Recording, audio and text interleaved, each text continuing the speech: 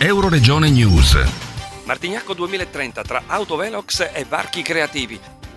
7 autovelox automatici, rotatori e ciclabili, attraversamenti pedonali rialzati, punti di rifornimento per auto elettriche e varchi di entrata a Martignacco e frazioni. Si tratta del piano del traffico battezzato Martignacco 2030, o meglio, un innovativo piano di mobilità sia nell'approccio che nei contenuti, che dovrebbe vedere la luce entro la prossima estate, non senza aver adeguatamente coinvolto i cittadini attraverso un piano di comunicazione che comprende un bel logo, il web, un profilo social, una mostra itinerante, volantini e un concorso di idee riservato a giovani architetti per la realizzazione dei varchi, perché oltre a rallentare il traffico e a delimitare le zone extraurbane da quelle urbane, questi varchi dovranno essere un marchio di identità. L'impostazione nuova che sindaco e vice sindaco di Martignacco Marco Zanorro e Massimiliano Venuti, il presidente della consulta territoriale Giuseppe Cassutti e Roberto Morgante di Openex hanno presentato alla stampa ha suscitato l'interesse delle università di Trieste e di Capodistria. Le due principali strade che interessano il territorio di Martignacco sono la regionale 464, 11.000 veicoli al giorno, che diventerà di attraversamento, e la Cividina, 4.500 veicoli al giorno, che diventerà di prossimità per i residenti. Obiettivo primario è aumentare il grado di sicurezza con un piano innovativo, sostenibile e partecipato. Il sindaco Marco Zanorre.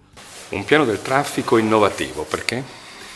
Innovativo perché anticipa le altre pianificazione urbana, la pianificazione anche del piano acustico, e quindi tutti questi elementi andranno a formare quello che sarà l'identità del comune di Martignacco nei prossimi anni, un'identità che tiene conto della sostenibilità ambientale e della sicurezza.